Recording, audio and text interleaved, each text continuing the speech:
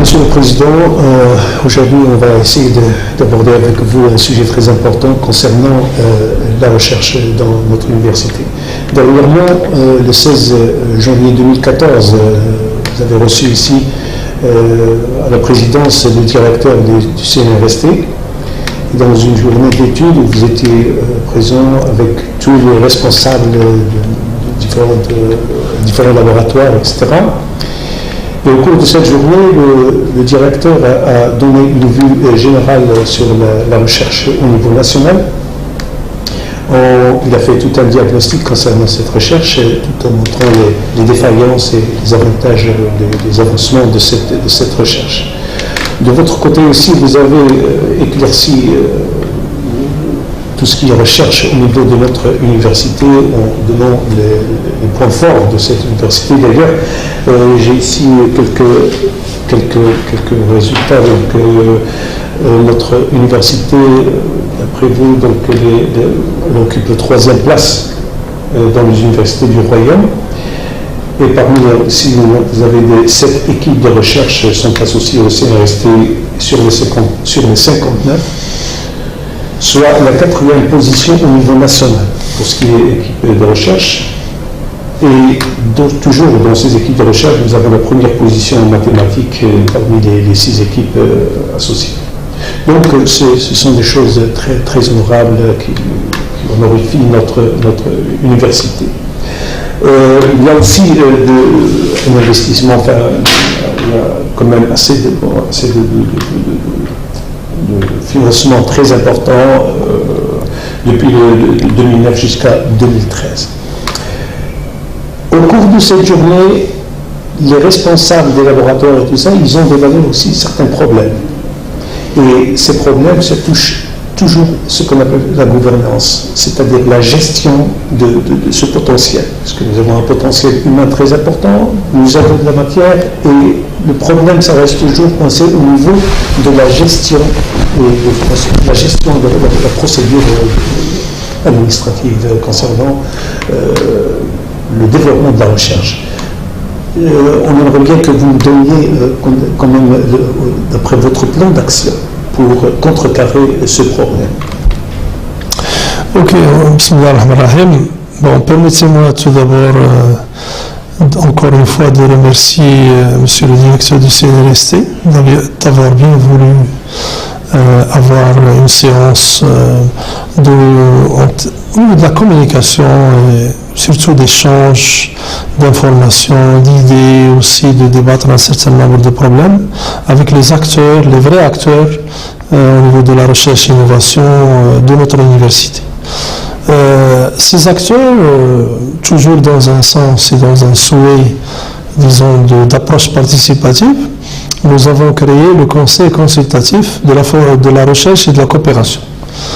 Dans ce conseil, qui est piloté d'ailleurs par la commission de recherche issue du conseil d'université, siègent tous les responsables des structures de recherche, donc les responsables des centres, les responsables des labos de recherche, aussi les équipes qui ne sont pas affiliées encore à certains laboratoires, sans oublier bien évidemment les vice-doyens chargés de la recherche au niveau des 10 établissements de notre université, les directeurs des 3 écoles doctorales et bien évidemment le vice-président chargé de la recherche. Alors, cette instance a un rôle très important pour justement éclairer, orienter, aider aussi à la décision du conseil d'université au niveau de ses choix stratégiques, notamment la politique scientifique, notamment la structuration de la recherche, notamment la recherche de performance, etc. Comme vous savez, le CNRST est un acteur très important au niveau de la recherche, à l'instar de l'Académie des sciences et techniques, et bien évidemment les universités. Alors, sans oublier bien sûr ce qui se fait au niveau d'autres départements ministériels et même d'autres offices comme par exemple l'OCP, à titre d'exemple en termes de recherche et développement. Maintenant, pourquoi cette rencontre? Il faut dire que même au niveau de l'enseignement supérieur, nous, Et je pense que il y a une ouverture de plus en plus importante au niveau de notre ministère pour qu'il y ait mieux de coordination et de concertation entre les différentes composantes de notre ministère, et notamment le CNRST, l'ONUSC, etc., avec les universités. D'autre part, il y a un effort extraordinaire qui a été fait par le gouvernement, notre gouvernement, et on le remercie, pour booster la recherche scientifique.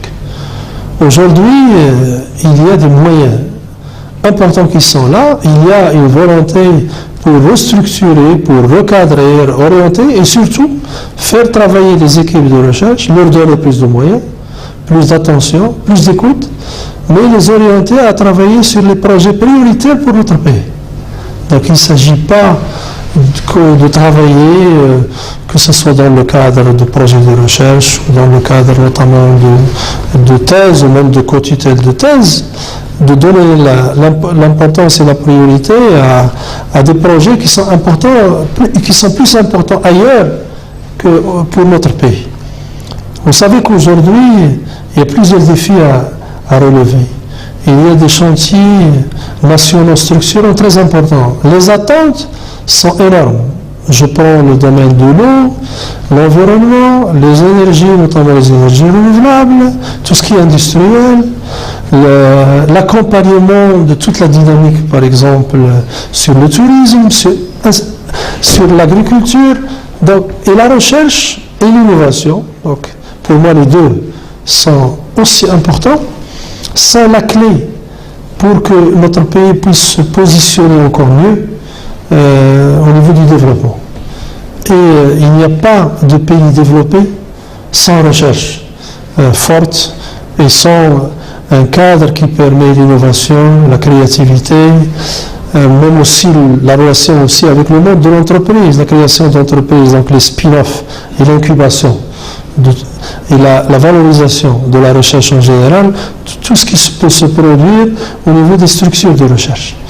Alors maintenant, ce qui est important pour notre université, ce n'est pas le positionnement. C'est toujours agréable qu'on puisse d'entendre que nous sommes classés 3e ou 4e, peu importe. Le plus important, c'est que notre université puisse répondre aux attentes réelles de la région et de notre pays. Et je pense qu'on peut être fier de ce qui existe au niveau de notre université. D'autre part, on peut être aussi très serein et très confiant par rapport au potentiel de notre université dans le futur. Nous avons aujourd'hui, par exemple, dans le domaine de la santé, un potentiel énorme qui se dessine avec une faculté de médecine qui est maintenant de plus en plus mûre. Et nous allons bientôt avoir la première promotion l'année prochaine. Donc aujourd'hui, nous avons une masse critique très importante dans tous les domaines de spécialisation et surtout un corps enseignant qui est très jeune. Donc on a un potentiel énorme et notamment avec la synergie qui va être mise en place avec le CHU qui va démarrer bientôt. Donc pour le volet santé par exemple, l'université Mohamed Ier va progresser énormément dans les années à venir. Dans le domaine de l'ingénierie, la même chose. Nous avons aujourd'hui une école d'ingénieurs à Oujda et une autre à Hoceima et une faculté des sciences et techniques à Hoceima.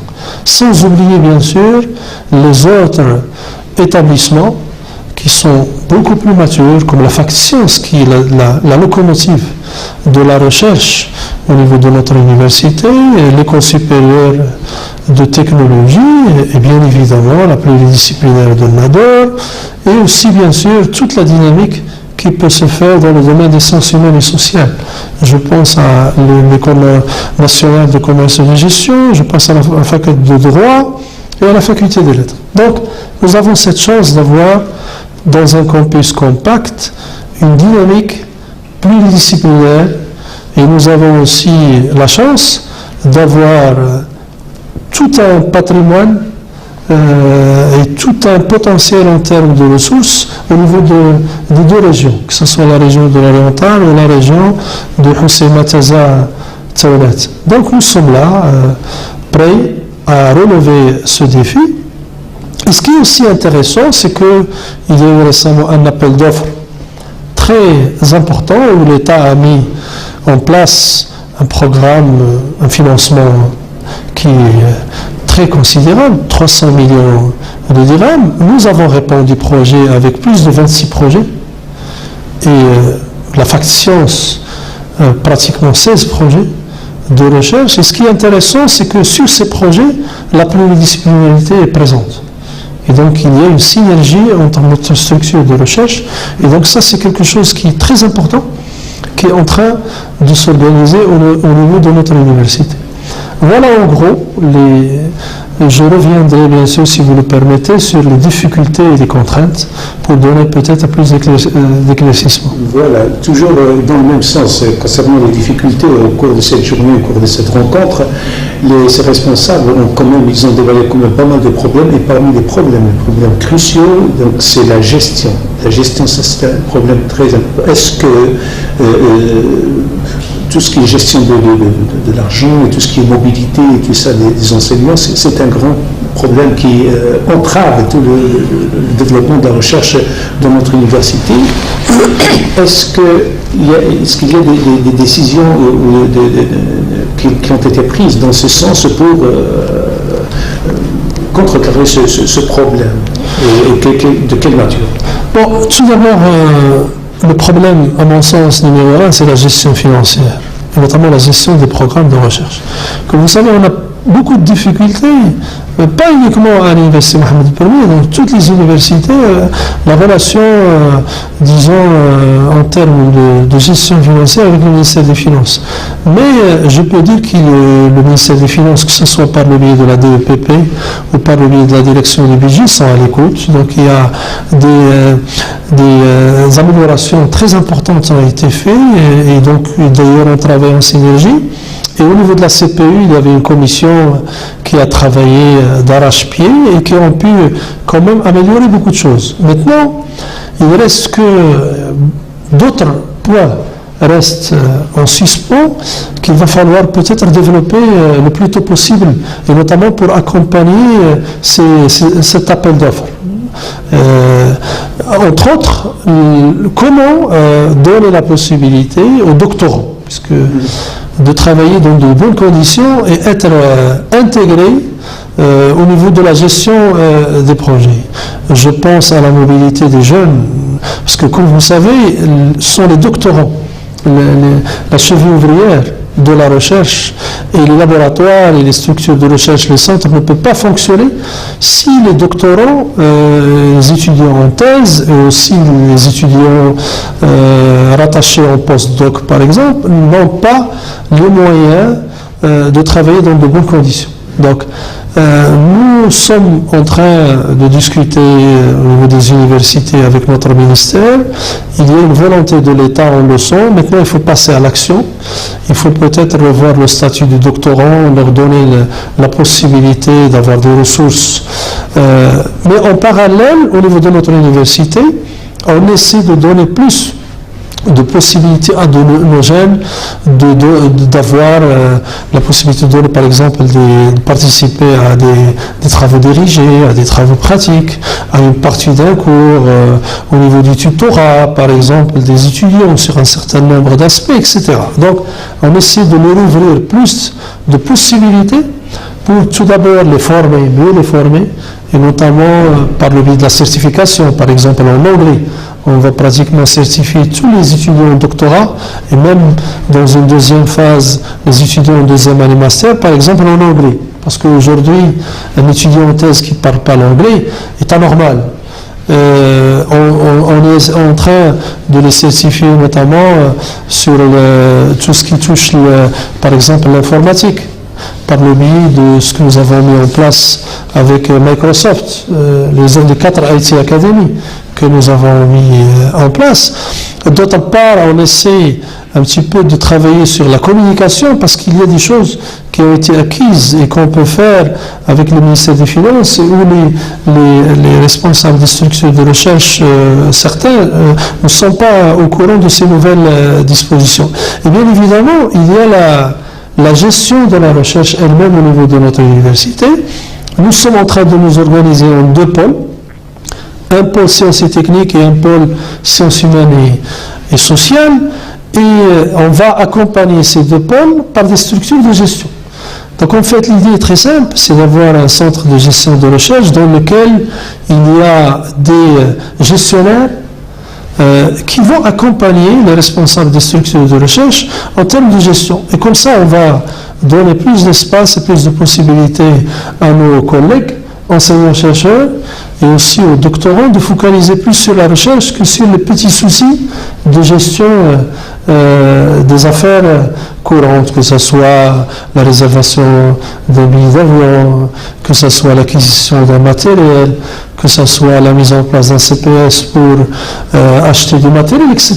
Tout ça, on a des équipes que nous sommes en train de former, et tout ça, c'est dans le sens de l'amélioration un petit peu de la performance en termes de recherche.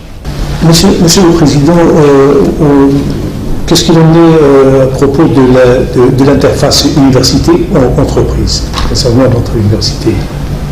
Vous savez que notre université s'est dotée d'une structure qui est le QDRO, dans le cadre de la coopération maroco-belge.